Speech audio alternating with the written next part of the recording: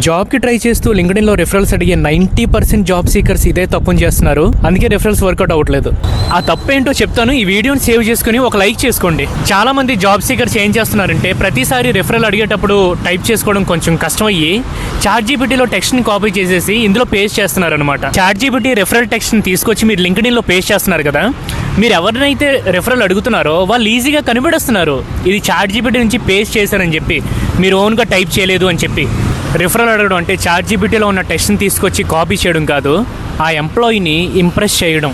ఆయన ఎలా ఫీల్ అవ్వాలంటే మీరు పెట్టిన మెసేజ్ని చూసి ఇంప్రెస్ అవ్వాలి, ఓకే జెన్యూన్గా ఎఫర్ట్ పెట్టాడు అని చెప్పి. సో నెక్స్ట్ టైం మీరు రిఫరల్ అడిగేటప్పుడు ఖచ్చితంగా మీ ఓన్ వర్డ్స్లోనే రాయండి. మీరు ఎందుకు ఆ కంపెనీలో వర్క్ చేయాలనుకుంటున్నారు, మీ ఎక్స్పీరియన్స్ ఏంటి, మీరు ఫ్రెషరా, ఇలాంటి అన్నీ చెప్పి మీ ఓన్ వర్డ్స్లోనే రాయండి. చూడండి, పర్ఫెక్ట్ ఇంగ్లీష్ కన్నా జెన్యూన్ ఎఫర్ట్స్ అనేది చాలా ఇంపార్టెంట్. నెక్స్ట్ టైం మళ్ళీ మంచి వీడియోతో కలుసుకుందాం. Thank you guys.